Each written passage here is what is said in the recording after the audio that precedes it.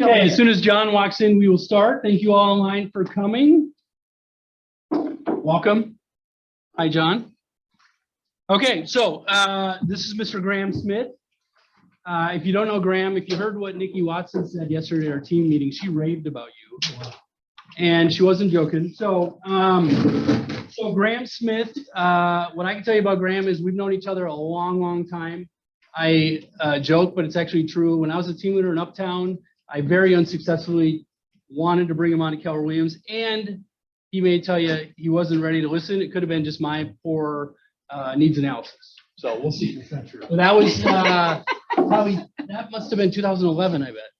Probably. Yeah, Just long, about long, that time. long time ago. So in front of me, I have the North Central Region stats for 2001. The Graham Smith team ranked 20th in gross commissions, 1.7 million in gross commissions, 60 million in volume, 159 units. So this guy knows what he's doing. We know you could have been anywhere in the world right now and you chose to be here with us. Our goal is you walk away with at least one action item that you can implement by the end of the day. Okay? So for you guys online, this is interactive. Ask questions, have fun, take a ton of notes, and let's give them an introductory round of applause. Oh, thank you. So one thing Graham said, he didn't look at any of the questions, so I love that because normally folks do. So this will be fun. So just tell us about yourself, how you get into real estate, why KW, and where you were prior. Okay, so, and I can talk about specifically where I was? Totally. Everything's fair game. All right, so I got into real estate in 2002. I was working in the restaurant industry at that time, and I was a bartender and bar manager. I thought I was going to own a bar. I had bartended through college at the U, and I really just thought I would own a bar. So when I was done with college, and I strategically say it that way, when I was done with college, yeah, I stayed in the restaurant industry, and I started to manage different bars and restaurants, and I helped open a bar outside of Warren Park restaurant outside of Warren Park.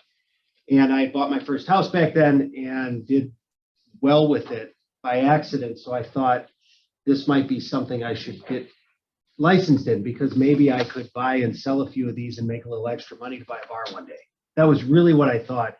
And the moment I went to the classes at Kaplan, I think it was ProSource back then, I was like, oh my God, this is where I need to be. Like, I couldn't believe it. Just everybody it was funny because everybody in the room, they were like, why did you get into real estate? And everybody was terrified, myself included. Like, oh God, we got to stand up in front of a class. And everybody's like, I got into real estate so I could help people achieve the American dream. I got into real estate so I could help my family members. And I was like, I want to make a ton of money. And then everybody was like, yeah, I want to do that too.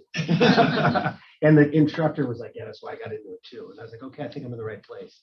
So it was really about trying to, change my life for the better at the time. What year was it? 2002. So 2001, when I was taking the classes, I started in 2002. You started at Edina, is that right? At Edina Realty. Yeah, over on 53rd and Lindell. I knew Graham back then. Yeah, we knew each other. We knew of each other. We'd cross paths. I'd come to your open houses and ask you, how do you do business? And I was like, how do you get such a fancy car? Oh, yeah. Fancy clothes. You were like big time. And, whatever. Still are.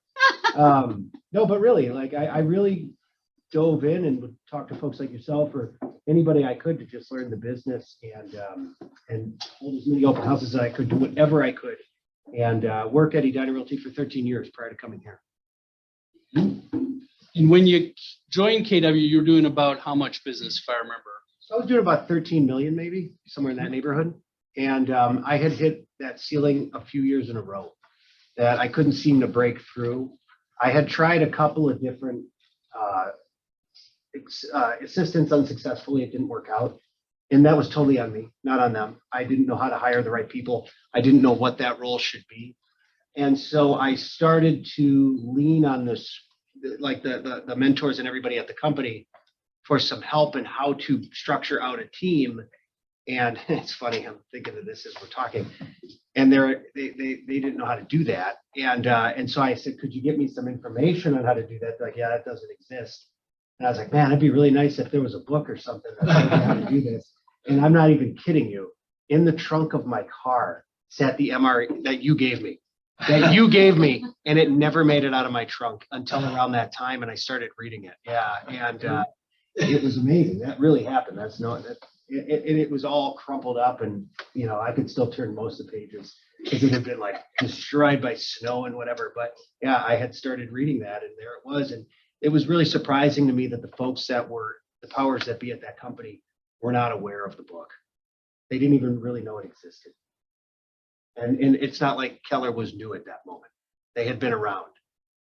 So Well, and again, great company, just wasn't a fit, didn't work for you at the time. I think I remember that they gave you a couple, like, give me a couple months or something, they said to you. oh, totally. Yeah, they were great in that respect. They were trying. They set me up with a coach, a business coach, and then I started to talk with Jake at that time. And so when I would meet with the business coach, I would share some of the things Jake was telling me, and the business coach was like, "Oh man, that's a great idea." And I mean, that was really happening. And then my manager at the time, who was awesome guy, he was really doing his best to try to help me out. And he put together a lot of different articles and resources for me to look at on how to build a team. And almost half of them were written by Keller Williams agents. And I thought, well, that's really unique. I told you I was talking to that company. Did you not want me here? Like, are you trying to push me out? You're giving me literature from that company on how to build a team. So everything just kept coming back here, that the answers I was looking for were here. So that's when I got serious about it. Yeah. So we joined, and then what? I mean, to summarize the last then 8-9 years, however long it's been, now doing 60 million. I would say that if anybody's watching this and thinking about making a move to this company or any company, that move is challenging. So just be prepared for that. I wasn't prepared for how challenging that would be. There were a lot of different things. There were a lot of things that were taken care of for you at the old brokerage that you had to take care of yourself that I wasn't prepared for. So the transition was tough. I didn't know I had to have my own signs designed. I didn't know that there was no like accessible marketing material for me to take to a listing. I had become very accustomed to having that all taken care of for me. So I had to quickly create things. And so that was challenging. Within the first year though, we did 25 million, maybe it was 20. It was about 20 or 25. And then we've grown every year. And then we've hit our new ceiling here for the past 2 years between 61 and 65 million. In case people are wondering, what's the makeup of the organization now?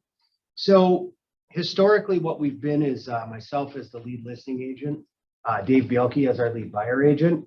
Dave has a buyer showing assistant, and I have a listing assistant, and then operations folks. And how many ops? So where we're at right now, we've traditionally had one. We have right now though we've front loaded a lot. So Dave has 2 buyer showing assistants right now. I have another listing agent in training and a listing transaction coordinator kind of guy. And then we have an ISA and 2 op people. So our goal for this year is much different than last. We were trying to crack through that number with the skeleton crew and, see how much we could possibly close ourselves. And then we've hit that ceiling twice now. Julie, we'll get to you in a second. So and we are recording. So what's the goal this year? 250 transactions and 90 million.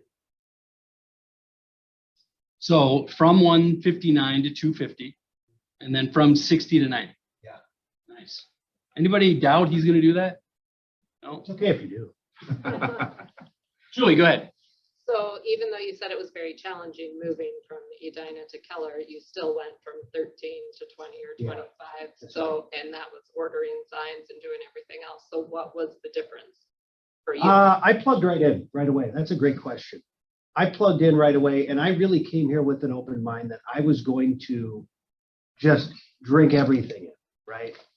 I hate the Kool-Aid analogy. By the way, sidetrack. What did everybody say about this company back then? What did you ever hear the critique about what Keller Williams was? A cult? Yeah, okay, besides a cult, what else were we? A multi-level marketing scheme. That's what everybody said. Everybody I talked to right now was like, I don't know if I want to join because I'm not sure if I want to join or build a team. So we become team builders. So that's pretty cool. We went from multi-level marketing scheme to team builders. But everybody said that, right? Everybody said that's a multi-level marketing scheme. So I was, my hairs were up. I wasn't sure. When I joined, the amount of Facebook posts that I got from people around the United States, I literally walked into Jake's office and said, did I just join a cult? What the hell is this? This is crazy. But I was a little bit nervous, but I said, I'm just gonna take it in. I wasn't accustomed to accountability groups. I was certainly not accustomed to scripting. I was certainly not accustomed to any sort of coaching. That was not in my, I mean, people were talking about vision boards and I was like, oh my God, what is this place? I thought it, I thought it was crazy. And I was like, okay, just do it. And I really drank it in, and that's what I would attribute the success to. It's all to that. All of those things are part of my daily practice now. All of them, including vision boards, which I couldn't believe it. I think we're on our 3rd year at my house of doing vision boards, my wife and kids. So yeah, that was something I would have laughed at for most of my life. And now I can't believe the things on that vision board that have come true. I can't believe it. So what's the lesson there for everyone in the room? Do a vision board. Your kid. There you go. Don't reinvent the wheel. He was open-minded. His timing was right. I mean, you got to a point where, I need to do something different, right? Totally. I mean, and to lead up to that too, backtrack that a little bit. That didn't happen overnight. So I've told this story before. Maybe you've heard it, but when I was about 39 years old, my mother-in-law got diagnosed with terminal cancer. And I went through this whole kind of first of, I'm sure, many midlife crises that I will go through. That was years ago. Coming up on another big one. But I, for some reason, maybe it was a combination of the fact that I got absolutely financially destroyed in 2008. I got leveled. So I was white knuckling at keeping everything together. And we were finally making a decent income, had money in the bank, things paid off. So maybe it was a combination of, the terminal cancer. Maybe it was a combination of having some breathing room, but I took a breath and had a panic attack. And I thought I ended up in the hospital. That year I was working all by myself, no assistant. I think I closed 67 transactions and I didn't have a minute to do anything but work. People were dragging at me at every space possible. And I ended up in the hospital thinking I had a heart attack. So I immediately was like, I got to do something different here. And honest to God, a doctor put me on some anti-anxiety medication and I'd never taken anything like that. And for those of you that also know me, I don't drink. I haven't drank in over 20 years. I love alcohol and substances. And so they gave me that. I was like, oh, this is awesome. And I was like, 1, let's say 5. I never actually, but I thought about it. But I also realized quickly, this is not a way to maintain my anxiety. This is not good. I had to figure other things out. And part of what I had to figure out, and so I didn't continue taking that. I found exercise and meditation and all sorts of other things. This was the start of my journey to be open to new ideas, is my point. This is when I started to look around at how do I build a team, because this isn't sustainable for the rest of my life. I can't manage this by myself for the rest of my life. Even at this level, if it didn't grow one bit, I don't want to be working like this for the rest of my life. And so that's when I started to open up my mind to how can we do this in a different way. And then that led about a 3-year journey to find Keller. So it didn't happen immediately for me. So the lesson there is you have to work yourself into the emergency room before good things happen. Yeah. No, it's not. Again, feel free to ask questions as we go here. It's a casual environment. So what's one of the questions I like to ask? So let's talk systems, 33 touch follow-up events. What's working really well. One of the things John told me to ask in preparation for these, which I probably asked in the email you didn't read, is what are you really good at that we can all learn from you from? Dave on my team said this the other day as we sat in a listing by appointment together. And I think this encompasses everybody on my team. Nobody on our team is great at a lot of things, but everybody's great at 1 or 2 things. And that's where everybody's at on the team.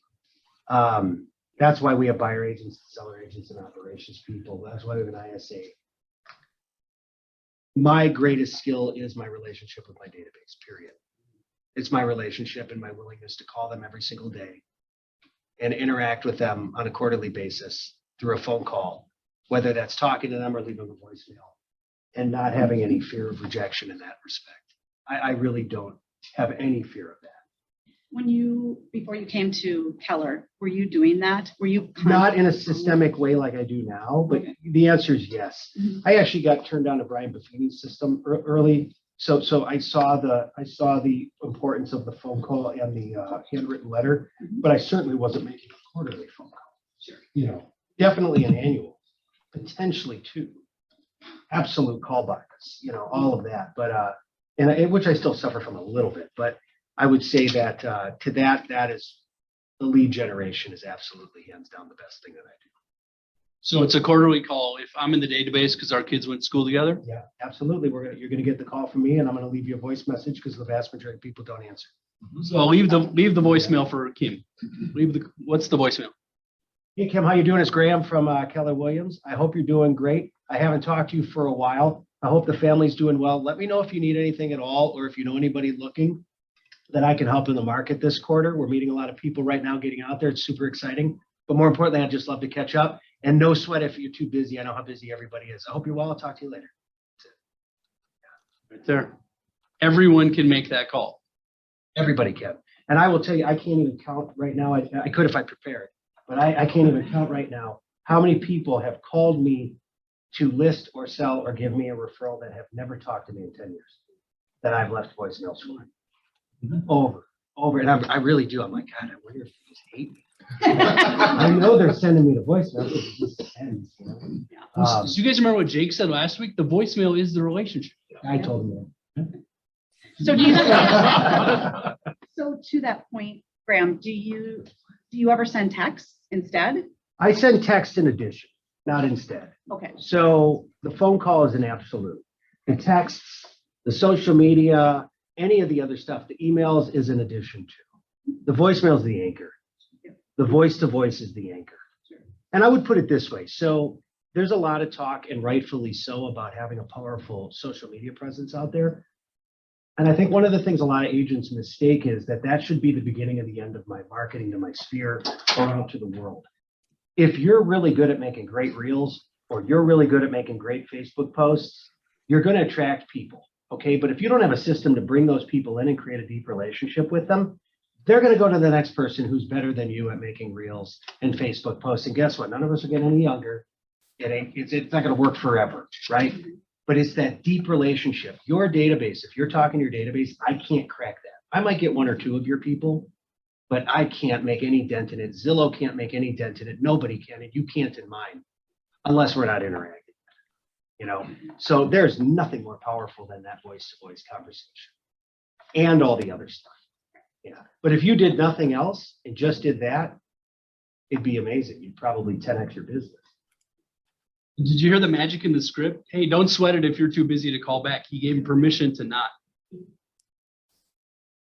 That's important. John, did you? When people do answer the phone, do you have a systematic way of starting with business? Do you start with personal, or do you? I usually use some sort of a Ford script, Yeah. and I had adopted that a long time ago. That was right along the time I was introduced to the Brian Buffini method. Yeah. The Ford script was all a part of that stuff. That's age-old stuff. And I know sometimes it's funny, people are like, Graham, that's the old way of doing it. No, it's not. No, it's not. Absolutely not. It is the way of doing it. It's fantastic. Most of the time, all 4 times in the year, I don't necessarily ask them, who do they know looking to buy, sell, or invest? It gets asked at least once. But a lot of times I'll ask, what's happening in your home right now? Are you thinking about doing any renovations? Is there anybody we could be putting you in touch with from our trusted contractor list? Things like that. And people tend to take us up on that. It's a really obvious conversation to say, I've given you this. And usually after the fact, let's say the contractor goes over to their house, does great work. You're following up on that. Sounds great. Hey, Graham, thank you so much for sending me that contractor. That was a great referral. Speaking of referrals, yeah. Right, yeah. Right. So that's a really good opportunity at that moment. I would tell you also, and if any of our vendors are listening, I mean this with all the love in the world, we beat the heck out of them for referrals. We beat them to the ground for referrals. That is a business-to-business relationship. And if they're not going to give us referrals, there's plenty of great people in their space that will. And I'm not talking about one for one. I'm talking about, how about one? Let's start with one. We sent you 25 deals this year. Can you send us one? One person. If you don't know one person, I'm getting the feeling you don't like us, or you don't trust the way we're doing business. And maybe we should set up a new relationship. And growing from 13 to now 60 million, how has that impacted your schedule? Is it something that's seasonal or in your time versus your team? So what I found, and this was my coach that turned me on to this, I had to start pre-negotiating my schedule ahead of time. So what I mean by that is I had to start setting up blocks of time that I could put listing appointments into. And that was the only times that were available for it. So whether I was setting the listing appointment or one of the other agents on the team, where they could always see my schedule and fill in those blocks with listings unless they were already filled. And then any of the training one-on-ones that I have with the folks on my team, those are pre-negotiated on my schedule. The biggest thing that's changed is every single day is full. It's full. And to give you an idea, what we did was we reserved 8 in the morning until 11 in the morning for script practice and lead gen. Usually 11 to 1 ends up being meetings with my team on different things, whether it's one-on-ones or weekly meetings. And then 1 o'clock, 3 o'clock are open for listing appointments. We reserve Tuesdays and Thursdays for after 5 and every other Saturday. That's already blocked off. So we do go outside of the bounds once in a while when people absolutely need it. There's no other opportunity, but we really try to focus in on that. And then other things get filled in, I mean, it just happens. And the other thing is I have every single personal scheduled event on that same calendar. And they're all color coded to reflect what's personal and business.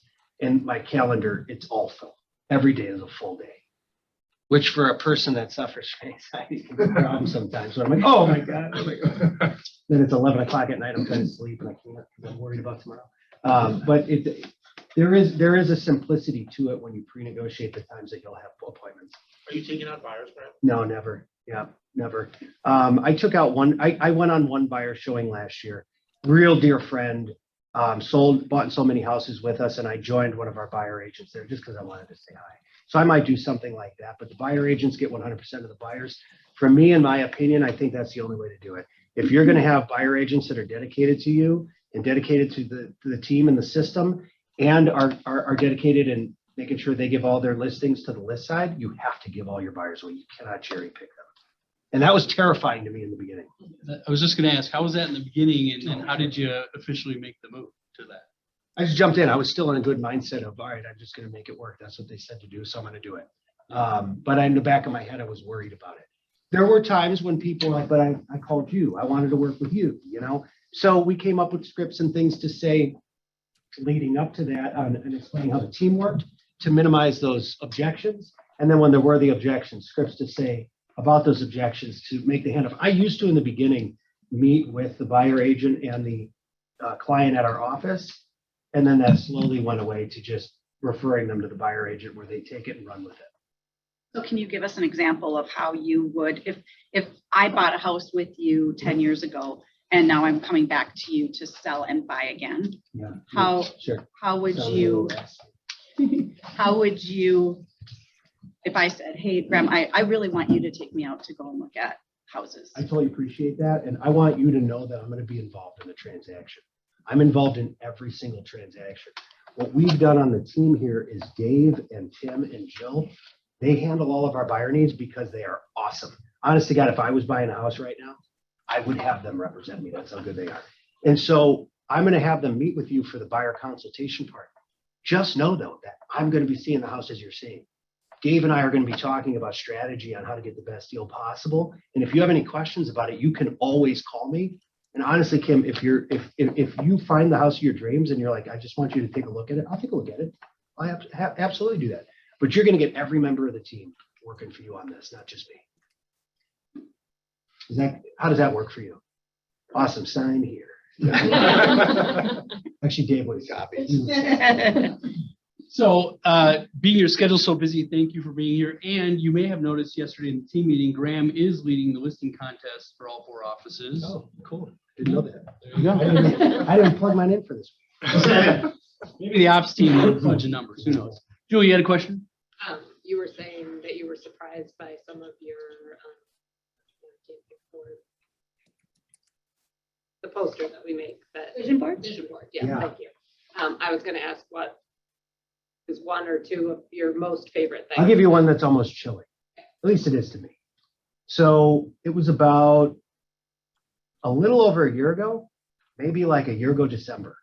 I was standing out on Wayzata Bay ice fishing with a friend. And I was saying, do you think it's possible to buy a house on Lake Minnetonka that you could use as a rental and keep a boat there? I want a boat, but I don't want a boat in my garage, you know? And I had a boat in my garage once, and it just ends up with a boat with a bunch of bicycles and other things inside. And so, and we were talking about that. And so I went home that night and I started to look around for lakefront on many, many different lakes that could be potentially rental. And I wasn't really finding anything, but I said to myself, if I was going to do this, I want it to be Lake Minnetonka. So then I started to look around and there was nothing for sale. There was like one multifamily that was like $900,000 or something. And I can't afford that. So I started to look up old tax reports of sold properties on Lake Minnetonka over the last like 20 years. And I found a handful that were duplexes. And so then I started doing searches, and I was doing Zillow searches to get the front picture. And then I saw one and I was like, wow, that's exactly the kind of home I would love to own one day. And so I printed it up and cut a picture of it out and put it on my vision board. I own that house. I own that house. I got in touch with that homeowner and bought his house from him. I own that and have renters in it, and I bought a boat that I keep there in the summer. It never comes to my house. It stays at the dock and then goes to the marina to be wrapped up and stored. That is not even like I got a house like that. That is the address I own, and it wasn't for sale. Yeah, that's the kind. That was powerful, man. I can't believe that. That was supposed to be a representation of what could potentially happen. Did that happen that year or did? It happened like 3 months later. Mhm. Can we hear more of the story? I mean, anybody want to hear, like, so you reached out to him, like, Yeah. you're not invited on the boat. I go fishing. It's really nice. So we wrote him a handwritten note, we wrote him a letter, like we So I knocked on the actually got door. in touch with him through a Facebook message. So I found, I looked at the tax reports and I couldn't find any phone number for him. So I looked up the name on Facebook, and the realtor that represented him purchasing it a while back, they were friends on Facebook. So I thought, well, that must be the same person. So I sent him a Facebook message and he responded. And we started a conversation from there, To his realtor, you said? Oh, yeah. Okay. directly to him. And if you're thinking about selling, I'm your buyer, basically. Absolutely. Well, yeah, I've been looking to buy multifamily. I saw that this one, you purchased this, so many years ago. Just curious if you'd ever think about selling it. And he responded back, give me a call. Here's my number. I called him and he said, yeah, I've been thinking about it. I actually used to live in it for, the last so many years. And then I moved out so many years ago. And if I don't sell it by May, I'll be outside of my capital gains exclusion. So it's 2 units, we rent one out permanently and then short term, permanent both. It cash flows. In fact, if I wanted to, it would cash flow enough to pay for the servicing cost on the boat and still cash flow.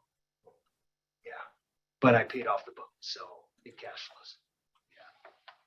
And now you have an arrangement where you can just leave your boat there and get on it? and- One of them has a lease that doesn't allow them to keep a boat at the dock. One of them has a lease that does. So I'm on one side of the dock, he's on the other, and I keep the boat off site at Wayzata Marine.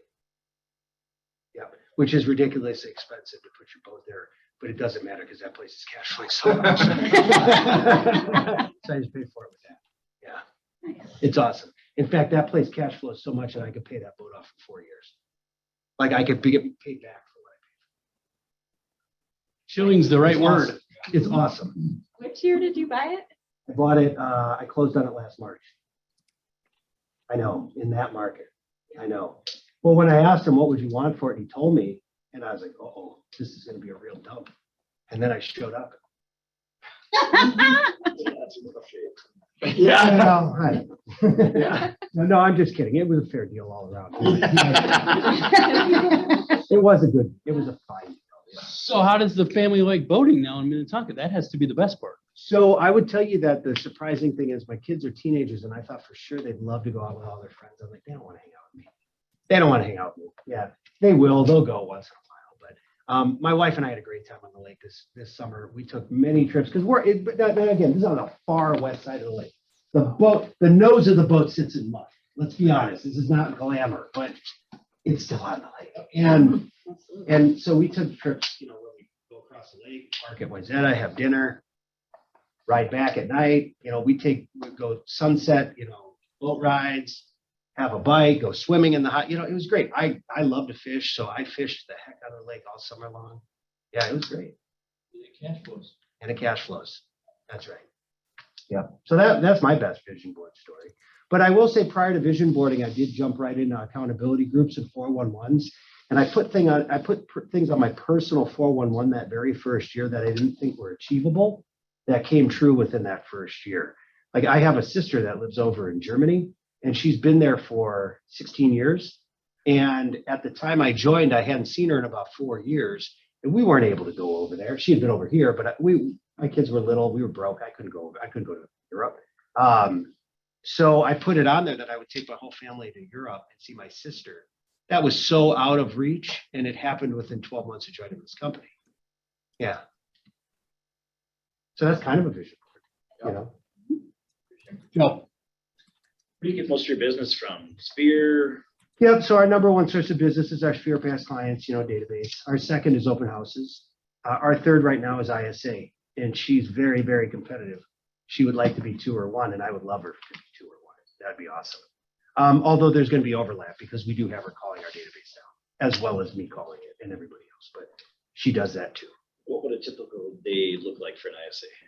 So for her, she's contacting canceled, expired, for sale by owners database, circle prospecting.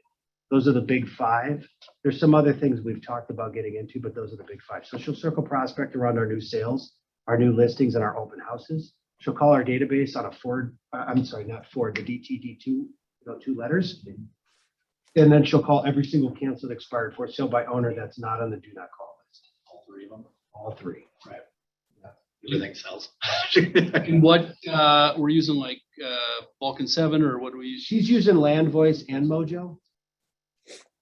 We haven't found anything that's, the one size fits all, and maybe we just didn't see it yet. Maybe it exists, but she does everything from there, plus Facebook stalking, plus, she's really good at trying to find people. She's really Full-time, good. 4 hours a day? Full time. We were very fortunate. If she's watching this, she's my sister. Yeah, I have a bunch of sisters. A lot. And no brothers. Yeah, it's funny. But, it was really strange. Sidebar. I was the only boy on both sides of the family. It was all women, and I was the oldest too. So I was always hoping for another brother or nephew, or a cousin, which never happened. So, and then I got 2 boys. So it was great. But anyway, she started a very similar kind of group for an auto dealer in La Crosse. And she had built that department up into about 5 ISAs there.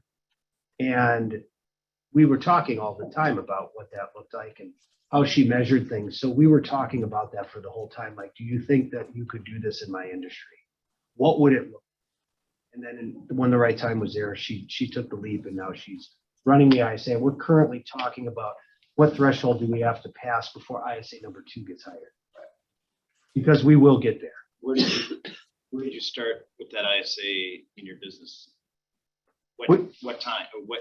She started a year and a half ago, so this is still Okay. kind of new for us. All right, Yeah. so salary plus commission? Salary commission? plus commission. Yeah, okay. She gets a base plus 10% of every closed transaction. You said that open houses are good for you Mhm. as well.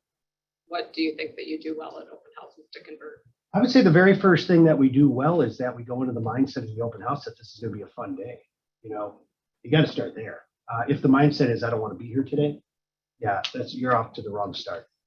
Secondly, we have a system that we implement. So on Fridays, all the directional signs go out, and it's pretty obnoxious. They get stepped into the neighborhood. We blow up the neighborhood, the signs, and then there's a shingle that says open Saturday or Sunday from the time hung on the sign, just in case somebody drives in and then they see it. We want massive exposure for the neighborhood. We door knock, and I can say that we're not 100% on that. We're still failing forward on that one. We door knock as best as we can to invite folks. The ISA calls everybody in the neighborhood to invite them. And so we have very specific things that go out to the neighborhood and to the area to attract as many people. And when we door knock, we use the ugliest flyer you've ever seen. It's like, day glow paper, and we stick it in the door. So it's obnoxious and you can't miss it, but it's inviting the neighbors to come see the house. So we do get sometimes people are coming to the door like with that, like it's an invitation, like, can I come in? Yeah. And so the other thing we do is that You know, we go into that open house with the mindset that there is one goal for that open house. And it is to sign buyers and sellers. That's it. If we find somebody that would like to buy the house, we're absolutely all over it. We're gonna make it happen.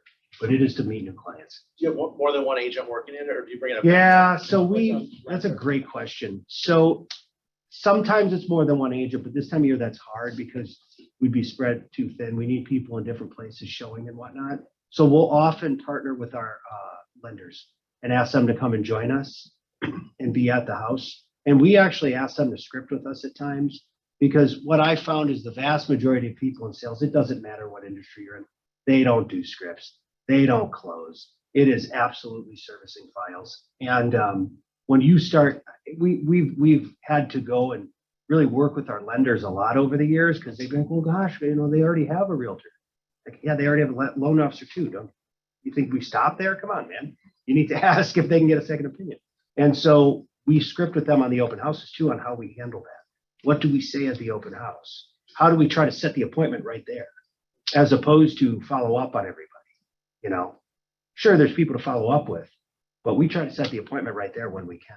Are they usually Zoom appointments, or do you get them in? Lately, we're coming more and more to the office, but yeah, the last 2 years have been a lot of Zoom because of pandemic. And I don't dislike Zoom. I like it. I mean, it's quite efficient. You can do a lot of appointments that way, but there is something powerful about the face-to-face. Let's talk about the market of the moment. What are you guys doing to win? Strategy as far as multiple offers, et cetera. So when it comes to the buy side, the real power is in the buyer consultation. You have to talk about what's happening in the market with buyers at that point to start to get them accustomed to it and give options as to how they can respond to it. Come up with some of your own options, use other options others have used, but the idea is that you have to have these conversations. You cannot introduce the idea of waiving this, waiving that at the time of writing offers, the first time you've ever had that conversation. You have to normalize this.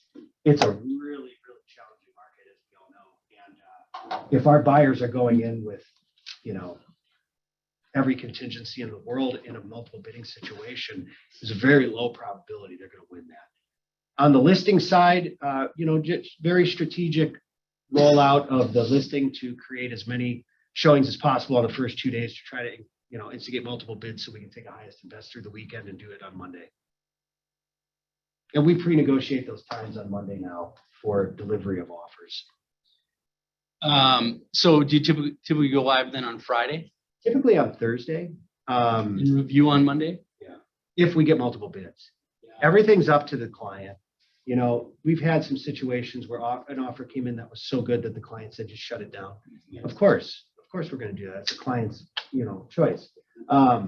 Most people want to go through the weekend, especially if you've got 30 showings set up in the next 24 hours. It's very hard to shut that down. It's really hard to shut that down. And that's not me telling the client that. It's really hard for the client to shut that down. Are you disclosing that in agent remarks? Because you know the people we're dealing with, right? Yeah, so in the agent remarks, once we receive multiple bids or once we call a deadline, it goes into agent remarks. It goes into the showing time notification. Yeah. And I sent out a notice to everybody through showing time. Yeah. You're not being presumptive saying offers will be reviewed on Monday. We've done it with a couple. So for example, there was an estate that we just sold as is. That was a fixer upper. We did because the estate wanted it on the market for 10 days before they did any offers. So we called that out up front. On the listing side, I would say that one of the best things that we can do is more communication. The less communication, the other side is going to just speculate that you're doing all sorts of nefarious things and shopping their offer around it. Sure. And that's when people get angry and it becomes contentious. As long as you're letting everybody know, like for example, a lot of times if we call a highest and best at Monday at 11 a.m., it's pretty rare. I mean, I've had people call me at 11:15. Do you have any updates? No, I don't have any updates. It's 11:15. You know? Drives me crazy. I'm on offer number 4. Yeah. 20 more to go.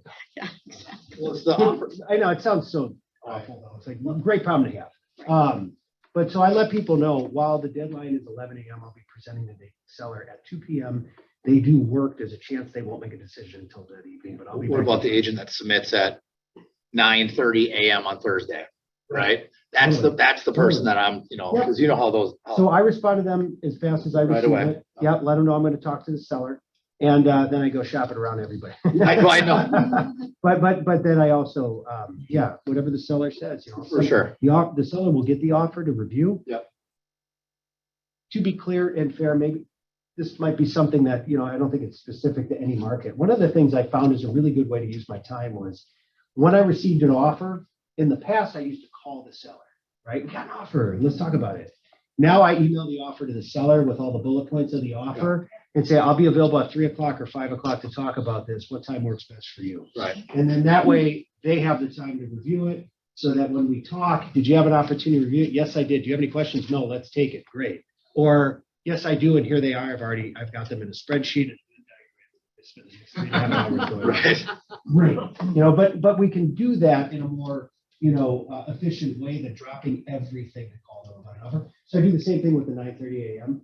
Let them look at it. We're going to talk at 11 or 12. Yeah. By that point, I might have some hands raised if other people sense they're going to be making offers, and we can go from there. Right.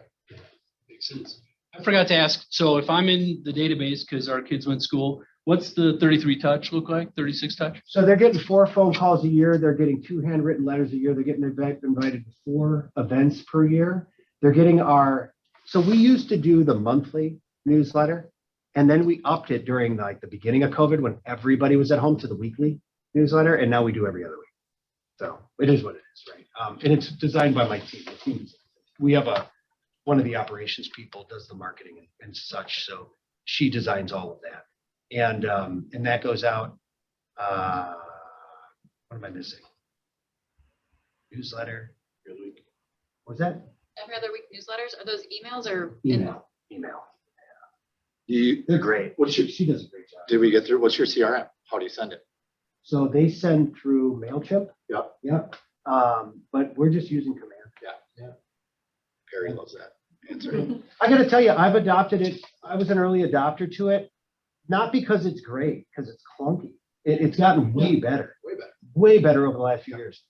But I knew this when I used Total Expert, and I knew it when I used other places. They own my data. They're selling that, right? That's the strongest reason for me to use command, is that data is ours. Gary's not selling it to some third-party company who's going to shop my leads around. He's building an incredible CRM and database for us to use.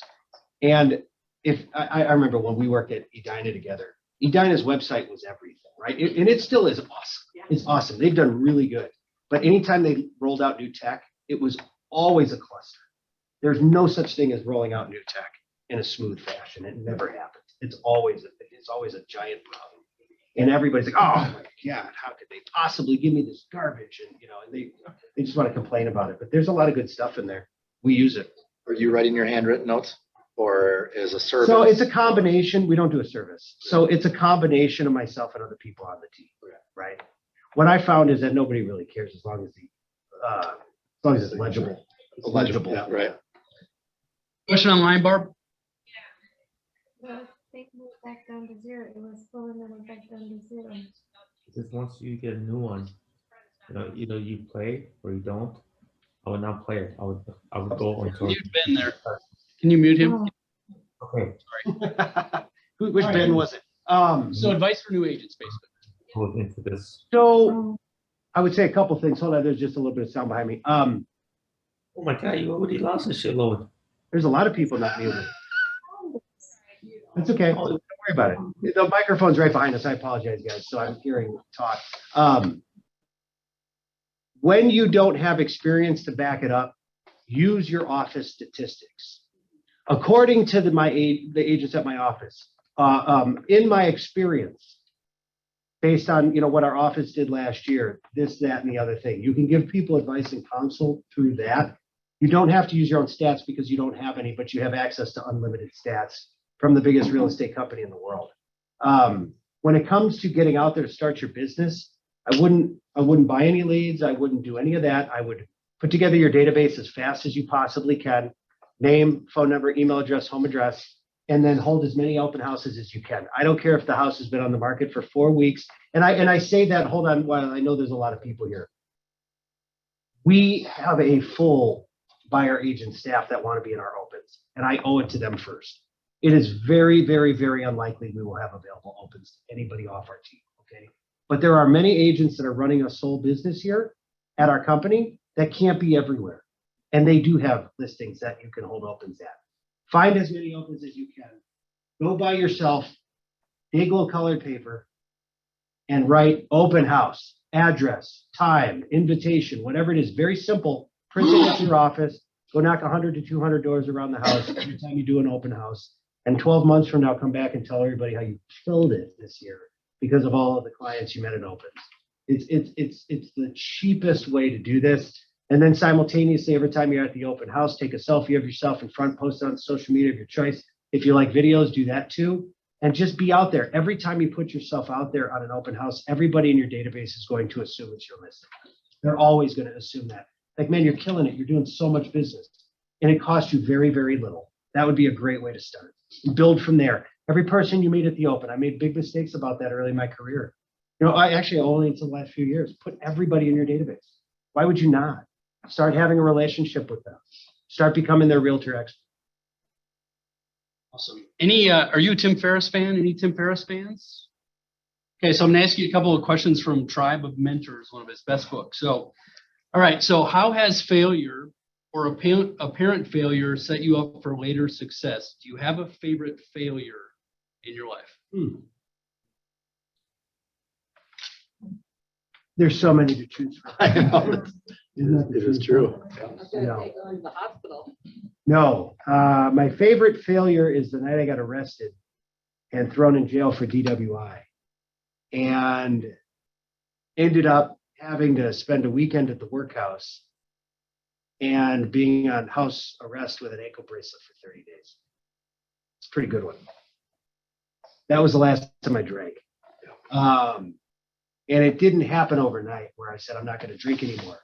For the first 2 weeks, I couldn't drink because I would go to jail if I did, because I was out on I didn't even have bail. I couldn't make bail, but they gave me one of those Alco-Sensor monitors. I had to blow into it in my phone every day, like 3 times a day. And then when I went to court, they threw the book at me because I blew a .28 when I got pulled over. Oh yeah, that was a good one. And I ran somebody off the road. Oof. Yeah. And they didn't get hurt, thank God, neither did I. But I don't remember it. And I was doing 100 miles an hour. And I didn't think that rules applied to me, you know. Then I had to spend a weekend at the workhouse. That sucked.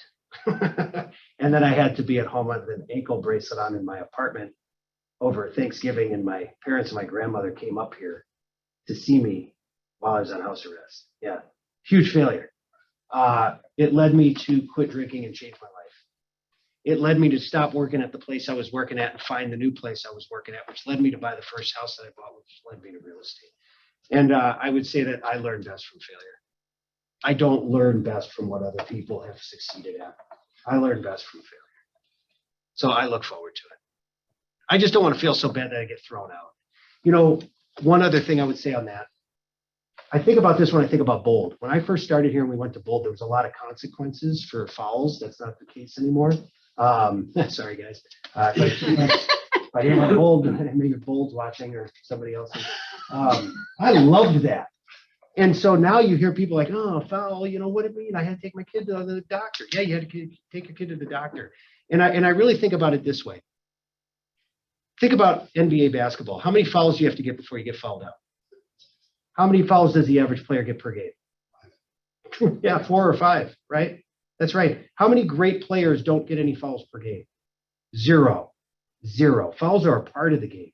Yeah, that's a foul that you had to take your kid. You're supposed to take your kid. You take the foul. Sometimes people purposely take the foul to stop the basket, right? That's part of the game. But you have to have consequences. You just don't want to get fouled out, right? I don't want to feel so bad that I get, you know, leveled that I can't move forward, but I'm not afraid of failure. Nice. Keep peppering with questions if you guys got any. Yeah, Barb? What is the easiest way for someone to subscribe to your newsletter? I bet you that's somebody on my team asking me. Yeah. I don't have any idea. I don't You should email me at grahamsmith@kw.com and I will give you that answer. Yeah. Alyssa. I don't know. I honestly don't know how we do that. Yeah. Joe. Contacts in your database, and then do you know what your ratio is for those contacts to transaction? So I have 2,200 contacts in my database. If we take the databases of everybody else on the team as well, we're around 7,000. Okay. Now out of that, we're falling far short of what we should be doing. And I will say that full disclosure and full transparency here, fourth quarter of this past year was the first time everybody in our database was called without any call bias, without any getting too busy to do it. It's the first time in the history of my career, everybody in my database was called. 2,200 Mets? Oh, yeah, called. Yeah. They're Mets not having Mets. We know these people. Oh, absolutely. 2,200 that know who I am. Yep. When they know my name. And everybody's been called. Everybody. And that's because of our ISA. Say it's 40 a week, doable for sure for somebody. Oh, so it's not you calling all 2,200. You know. Yeah. I was gonna say. So I have my raving fans and I have my really VIP list that I'm heavy on. And that works out to about 600. How do you subscribe to your VIP list? You just buy that Buy house. 20 houses. Yeah, send a referral, right? In the past 5 years, what new belief, behavior, or habit has most improved your life? I would say that I get up a lot earlier than I ever did, and I think that comes with age. Yeah, I'm just getting old. I can't sleep in anymore. Getting up early and starting my day early, and starting my day with meditation. So I adopted meditation after my panic/heart attack, and that was actually how I decided to deal with it, aside from using any sort of anti-anxiety medication. And that was prescribed to me or suggested to me from a therapist I went to go see. I'd never done any of that stuff either. You know, that was. I wonder if my family's watching. Maybe my sister is. If she is, she can relate to this. There was no therapy in my family. That didn't happen. Like, you bottled stuff, tucked it in there, and once in a while blew up and broke some technology and terrified the children, and then that's how you dealt with things. So that was what we grew up as. So therapy was new, but meditation was something that I was turned on to that helped me a ton. And then I started adopting it as a practice in the morning, which I always thought was weird because like I thought I'd just go back to sleep, you know, and I don't. But it is a place to really calm myself in the morning and start off right. So I would say that practice is huge. Getting up early, meditating for 10 to 15 minutes, and then getting on with my day. I usually will read a few chapters or read a part of a chapter, depending on the book, for about 10 to 15 minutes. Just starting the day off like that, and I adopted that from portions of the Miracle Morning. Al Elrod, if you haven't read it. So do you have your iPhone next to your bed and your alarm that sets off? Yeah, my iPhone is next to my bed and my alarm goes off, but I don't have alarms from the notifications. So I'm not getting interrupted from notifications. So you're not like grabbing it, turning off your alarm and then checking email? I don't ever do that. No. In fact, you know, I'll be honest with you, I don't check email from my phone too often. I will delete junk email from my phone, but for me, the minute I check it and then it's not highlighted anymore, I forget about it. So I like to sit down on my laptop and look at my email. And so if that means that I don't get back to you in a timely manner, that's better than me totally forgetting about you. Yeah. So I can't, I'm not batting 1,000 on that one. I'm doing the best I can. Yeah. More questions? All right, I'll just keep going. You have an unusual habit or absurd thing that you love? I love cigars. I knew it. I knew you were love gonna say that. cigars. What kind of Partagas? Anything in particular? Sure, bring it. If it's a cigar, I love it. I'm a total addict. I can't help myself. You know, I just and you know, in the past, people asked me, you know, when I stopped drinking alcohol and did that for so long, you know, how did you do that? I said, well, I became a workaholic. I just traded addictions, and some of that's true. Honestly, though, in that respect, no joke about it. For anybody that is part of the sober community, you have to want something way more than you want to get drunk or high or whatever. And I wanted some sort of financial security way more than I wanted that. And so I went after that because I usually had financial insecurity and I didn't like that. I wanted something different. But to your point about, yeah, cigars, I love cigars. And too much. I should totally stop. No, but I love them. What advice, and we have some here, what advice would you give to a smart, driven college student about to enter the real world? And what advice should they ignore? Interesting. There's so much, right? How do you wrap that into one? If you are going to show up, act as if, dress the part, act the part, and do that Monday through Friday, you've already beaten out 90% of your competition. You just have. I don't care what it is you're doing.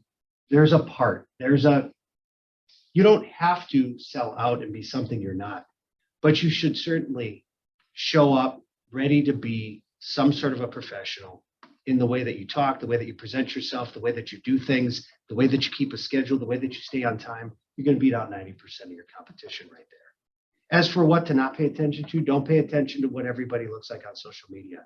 That's the highlight reel. Everybody's putting up the alley-oop slam dunk on there. Nobody's putting up the misses. Some do. Some people really talk about their misses, but most people don't. And it's all fake. And I participate. I'm not anti-social media. I participate, and I put up the highlight reel too. Everything in my house with my wife and kids, it looks like perfection. We never have. Of course, that's not true.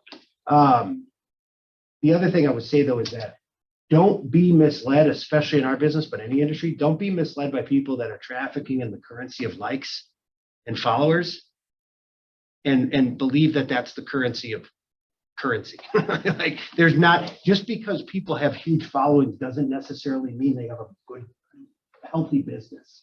It can be that. But I know a ton of people that have huge followings and a very mediocre business.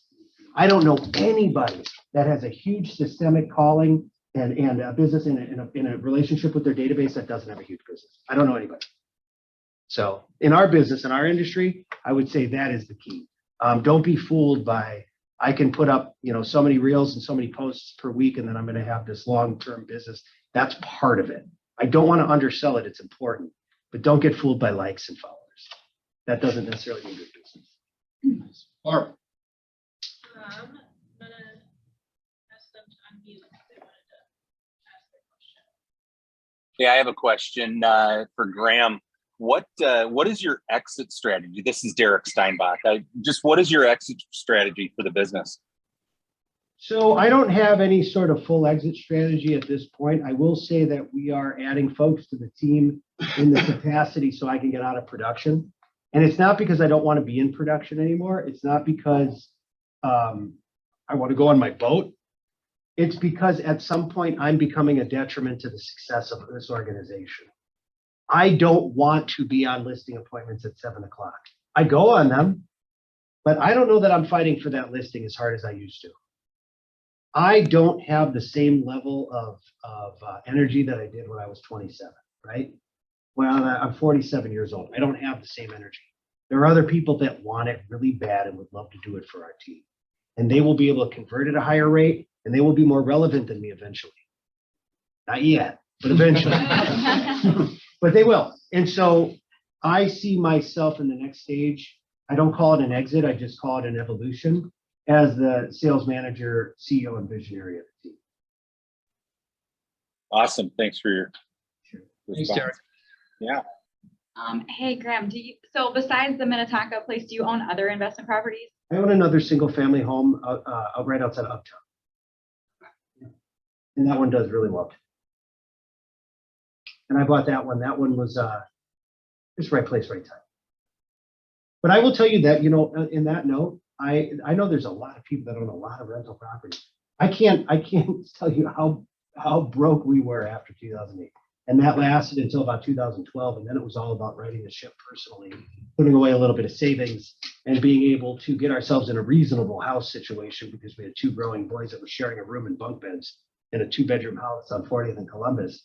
It wasn't working. Like we were on top of each other. So we had to get all that in place first, which we did by 2017. And we bought the first rental property, probably 2019. We're going to wrap in 3 minutes.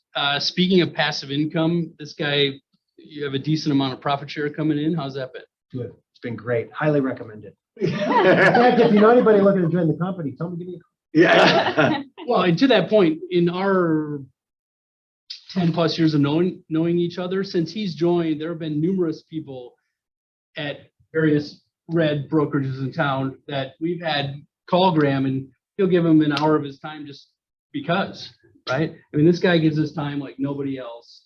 That's not true. You give your time. Let's be honest. This guy does. Well, yeah, but from a profit share standpoint, again, passive income, if you want to talk about that, we certainly could after this, but he gets plenty of profit share as far as. I think the one thing I would say is that in that realm, and you've said, I've heard you say it, I've heard others say it, it's totally true.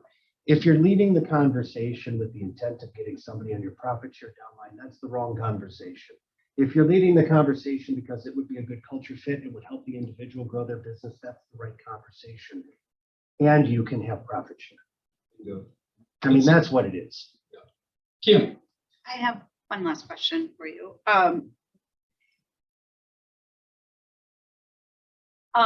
So your team, the Graham Smith team, what is your value proposition for your team members? Why do they stay with you? Why has David Yelke been on your team as long as he has?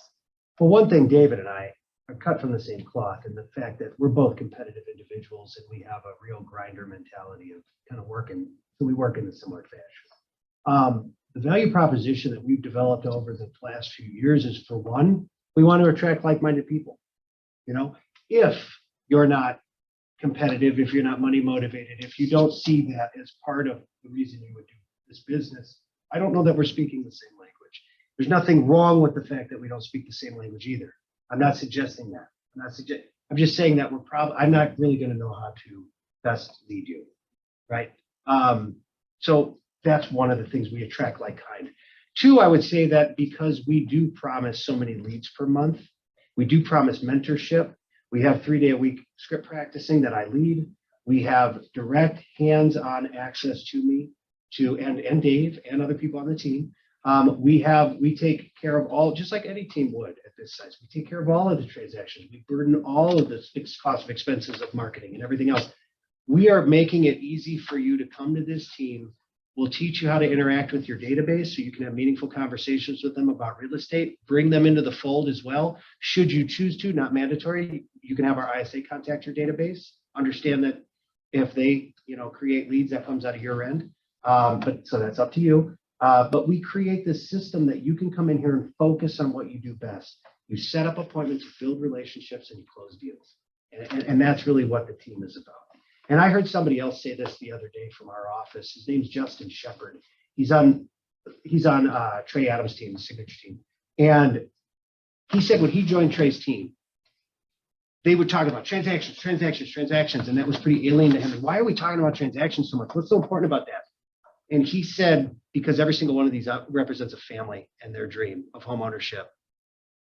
That's what this is about. And so we really push that when we're building the deep relationships with our database and friends and families and neighbors, that they are not a transaction. We talk about transactions because that's our business. That's the language of our business. Every single one of those is somebody's family. They're achieving their dream. This might have been the first person in their family to ever own a home. This might be the last home they're ever going to sell, and they need to take every dollar of it to fund the rest of their life. They have put that trust in our hands. And so we're building folks like that and want to make sure that we're holding up our end of the bargain when it comes to that, and that I'm doing the same thing. Nice.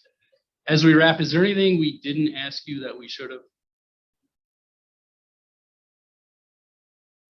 I don't know. Yeah, that's a good question. Or here's my final question as we wrap. Are there any quotes you think of often, or any words that you live your life by as a wrap? Kind of a final thought. It's so cliche. I said it already.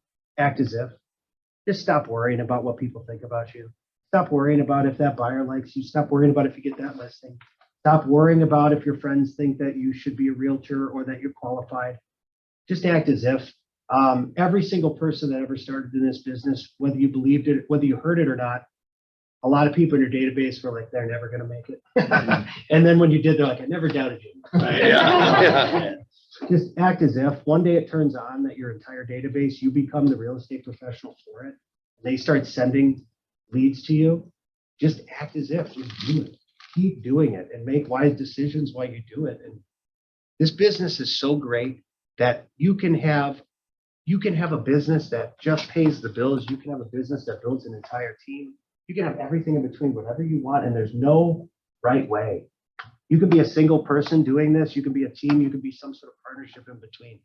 It's awesome. We have a lot of different ways we can help people effectively. So yeah, just act as if it'll work. Give him a round of applause. For coming. We will see you next month. Bethany Nelson from Eden Prairie is our guest. And that'll be resumed on the 17th. It's also St. Patty's Day. We'll see if we can get Cinch to bring some green beer. Yeah.